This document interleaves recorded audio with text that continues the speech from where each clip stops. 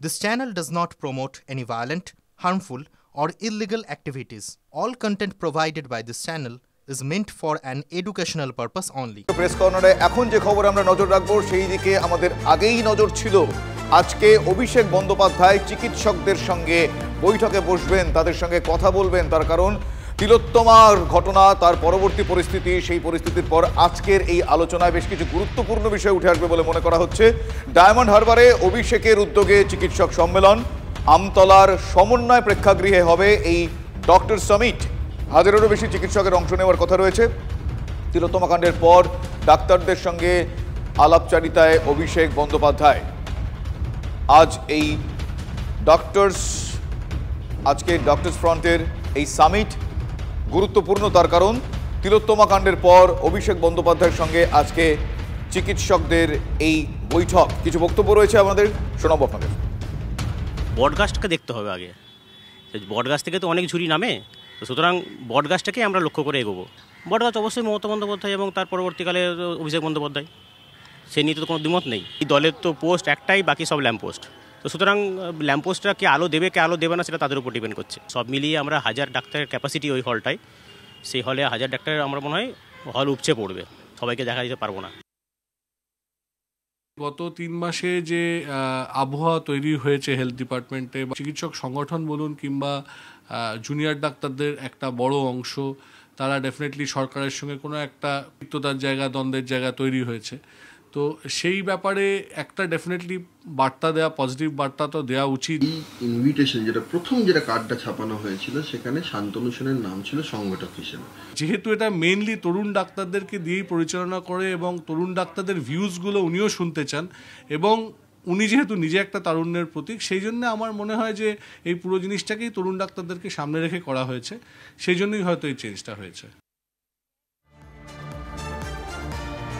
অভিষেক বন্দ্যোপাধ্যায়ের কর্মসূচি, এই কর্মসূচি ঠিক ছিল, কিন্তু আজকের দিনটা অন্য একটা মাত্রা পেল যখন তৃণমূল কংগ্রেসের প্রবীণ ব্রিগেড আজ পথে নামছেন।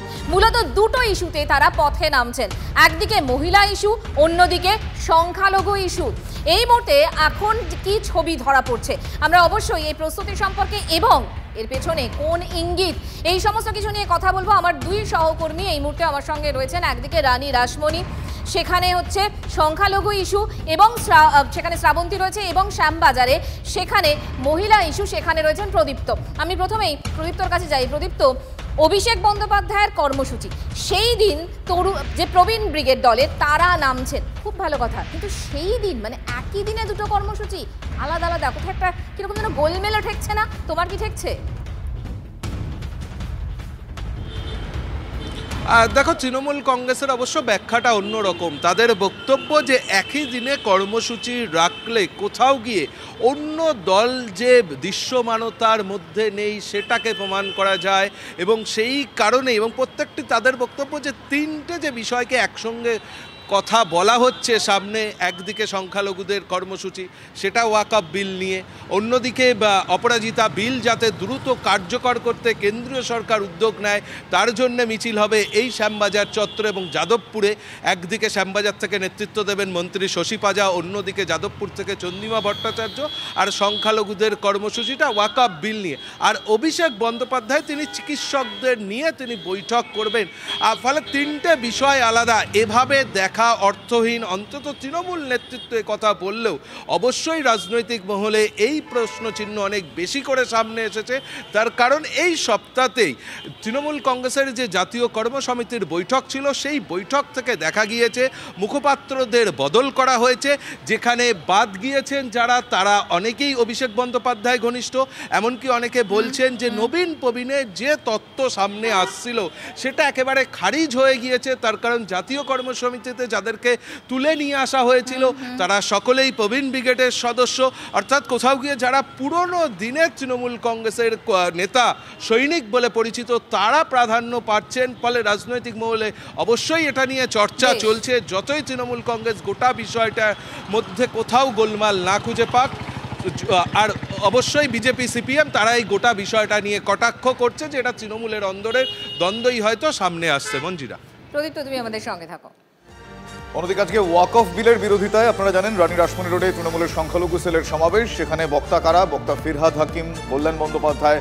অপরাজিতা বিল বলবৎ করার দাবি নিয়ে আজ কলকাতায় মিছিল রয়েছে শশী চন্দ্রিমার। আপনারা জানেন, যেরকমটা মঞ্জিরা আমার সহকর্মী কিছুক্ষণ আগে প্রদীপ্ত বলছিলেন, যে একই দিনে এই 3-4টি বিষয় নিয়ে কনসেন্ট্রেট করা, তাদের ফোকাস করা। তারা বলছেন যে অনেকগুলো বিষয় একসঙ্গে, কিন্তু এই মুহূর্তে রানী রাসমণি রোডে সেখানে আমার সহকর্মী শ্রাবন্তী রয়েছেন, সেখানকার ছবিটা একবার জানবো এবং সেখানে আজকে যে কর্মসূচি রয়েছে একটু ডিটেল চাইবো। শ্রাবন্তী।